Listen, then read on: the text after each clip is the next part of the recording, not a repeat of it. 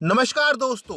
मोदी के गढ़ गुजरात में फैला पाखंडवाद, धर्म के आधार पर बांटे गए मरीज, तो वहीं लॉकडाउन बढ़ाए जाने पर बोले चिदम्बरम सरकार का फैसला सही लेकिन गरीबों के लिए कोई घोषणा नहीं। तो वहीं लॉकडाउन के दौरान योगी राज में अपराधी बेलगाम, बरेली में बीजेपी नेता को गोली मारकर हत्या। अगर आप भी गोदी मीडिया का बहिष्कार करते हैं तो मेरे वीडियो को लाइक करें, चैनल को सब्सक्राइब कर घंटी को बजाना बिल्कुल ना भूलें। खबरें विस्तार से। गुजरात में पाखंडवाद, धर्म के आधार पर बांटे गए कोरोना मरीज। गुजरात के अहमदाबाद से धर्म के आधार पर मरीजों को बांटे जाने का शर्मनाक मामला सामने आया है। यहाँ एक सरकारी अस्पताल में मरीजों को उनके धर्म के आधार पर अलग अलग वार्ड में रखा गया है। सरकार के आदेश पर अस्पताल में हिंदू मरीजों को मुस्लिम मरीजों से अलग वार्ड में रखा गया है। अंग्रेजी अखबार में डॉक्टर गुणवंत एच राठौड़ ने बताया कि अस्पताल में हिंदू मरीजों के लिए अलग वार्ड और मुस्लिम मरीजों के लिए अलग वार्ड की व्यवस्था राज्य सरकार के आदेश के आधार पर की गई। हालांकि सरकार ने चिकित्सा अधिकारी के दावों को खारिज कर दिया है। राज्य के उप मुख्यमंत्री स्वास्थ्य मंत्री नितिन पटेल ने ऐसी किसी भी तरह की बात की जानकारी से इनकार किया है। बता दें कि अहमदाबाद के सिविल अस्पताल में कोविड-19 के मरीजों के लिए 1200 बेड की व्यवस्था की गई थी। ये व्यवस्था कोरोना के संदिग्ध और पॉजिटिव पाए जाने वाले मरीजों के लिए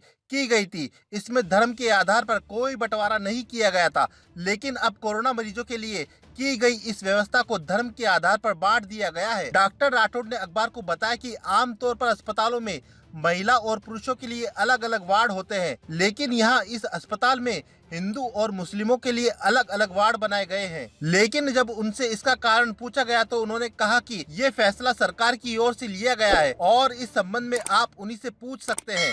लेकिन जब सरकार ने इस संबंध में जानने की कोशिश की गई तो उसने अपना पल्ला झाड़ते हुए कहा कि उसे इसकी जानकारी नहीं। मीडिया रिपोर्ट के मुताबिक अस्पताल में 186 कोरोना संदिग्ध भर्ती कराए गए हैं। अब तक इनमें से 150 लोग कोरोना पॉजिटिव पाए गए हैं, जिनमें 110 हिंदू और 40 मुस्लिम मरीज है। बढ़ते हैं अगली खबर की तरफ। लॉकडाउन बढ़ाए जाने पर बोले चिदम्बरम सरकार का फैसला सही लेकिन फिर से गरीबों के लिए कोई घोषणा नहीं। लॉकडाउन 2 की घोषणा के लिए पीएम मोदी द्वारा दिए गए भाषणों में ये दावा किया गया कि उनकी सरकार ने भारत के सभी एयरपोर्टों पर स्क्रीनिंग तब शुरू कर दी थी जब भारत में इस वायरस का एक भी मामला सामने नहीं आया था, बल्कि झूठ की सारी हदों को पार करने वाला है। हम आपको बताते हैं, राहुल गांधी ने 12 फरवरी 2020 को मोदी जी को चेताया था, कोरोना वायरस हमारे लोगों के लिए एक गंभीर खतरा है और हमारी अर्थव्यवस्था के लिए चुनौती बन सकता है।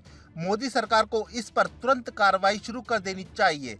परंतु मोदी जी 19 फरवरी 2020 को लिट्टी चोखा खा रहे थे, क्योंकि भाजपा के सत्ता लोभ ने बढ़ाया देश में कोरोना कहर, जनता को झोंका मौत के मुंह में। समय पे एक्शन में आते तो स्थिति इतनी विकट नहीं होती। आंकड़ा बताते हैं, पहला कोरोना केस 30 जनवरी, नमस्ते ट्रम्प 24 फरवरी, कोरोना से पहली मौत 9 मार्च, बीजेपी के विधायक बेंगलुरु गए 9 मार्च, मध्य प्रदेश विधानसभा स्थगित 17 मार्च, मध्य प्रदेश में कांग्रेस सरकार गिरी 20 मार्च, जनता कर्फ्यू 22 मार्च, बीजेपी ने मध्य प्रदेश में सरकार बनाई 23 मार्च, देशव्यापी लॉकडाउन 24 मार्च को। तमाम अटकलों को विराम देते हुए प्रधानमंत्री नरेंद्र मोदी ने लॉकडाउन को 3 मई तक के लिए बढ़ा दिया है। उन्होंने ये फैसला वायरस संक्रमण के विस्तार को रोकने के लिए किया है। विपक्षी पार्टी कांग्रेस ने पीएम के इस फैसले का स्वागत किया, लेकिन साथ ही सरकार द्वारा गरीबों के लिए कोई खास घोषणा न किए जाने पर सवाल खड़ा किया है। पूर्व वित्त मंत्री और कांग्रेस के वरिष्ठ नेता पी चिदम्बरम ने ट्विटर के जरिए कहा, हम लॉकडाउन बढ़ाने की मजबूरी समझते हैं, निर्णय का समर्थन करते हैं, लेकिन गरीबों को 40 दिनों के लिए अपने हाल पर छोड़ दिया गया है। सरकार के पास पैसा है, खाद्य सामग्री है, लेकिन सरकार इन्हें जारी नहीं कर रही। रो मेरे प्यारे देशवासियों। इसके साथ ही एक अन्य ट्वीट में चिदम्बरम ने कहा, मुख्यमंत्रियों की धनराशि की मांग पर कोई प्रतिक्रिया नहीं आई। 25 मार्च की कंजूसी भरे पैकेज में एक भी रुपया नहीं जोड़ा गया और सलाहकारों की सलाहों पर ध्यान नहीं दिया गया। वही कांग्रेस के प्रवक्ता अभिषेक मनु सिंघवी ने भी सरकार के फैसले का समर्थन करते हुए गरीबों के लिए कोई घोषणा न किए जाने पर सवाल खड़े किए हैं। उन्होंने कहा, प्रधानमंत्री के भाषण में कुछ भी विशेष नहीं था, वित्तीय पैकेज की घोषणा नहीं की गई, कोई विवरण नहीं दिया गया, कोई ठोस बात नहीं है, मध्य वर्ग, गरीब और कारोबारियों के लिए कुछ नहीं कहा गया। उन्होंने सवाल किया, लॉकडाउन अच्छा है लेकिन जीविका का मुद्दा कहाँ है। बढ़ते हैं अगली खबर की तरफ। लॉकडाउन के दौरान योगी राज में अपराधी बेलगाम, बरेली में बीजेपी नेता को गोली मारकर हत्या। देश भर में कोरोना वायरस के चलते लॉकडाउन जारी है, लेकिन योगी राज में पाबंदियों के बीच अपराधी बेलगाम है। मामला बरेली का है। बरेली में बीजेपी नेता यूनुस अहमद डंपी को मंगलवार देर रात उनके घर के बाहर 4 हमलावरों ने नेता को गोलियों से छलनी कर दिया और मौके पर ही उनकी मौत हो गई। हमलावर आसानी से मौके से भाग निकले। मरने वाला नेता बीजेपी अल्पसंख्यक प्रकोष्ठ का उपाध्यक्ष था। परिवार के सदस्यों के अनुसार भूमि विवाद के चलते उनके खिलाफ 2 साल पहले बारादरी पुलिस स्टेशन में मामला दर्ज किया गया था। परिवार के एक सदस्य ने कहा, ये तीनों एक और व्यक्ति के साथ आए और डंपी को गोलियों से छलनी कर दिया। इससे पहले कि कोई कुछ समझ पाता, चारों भाग गए। उन्होंने ये सुनिश्चित कर लिया था कि उनके बाहर निकलने से पहले डंपी मर जाए।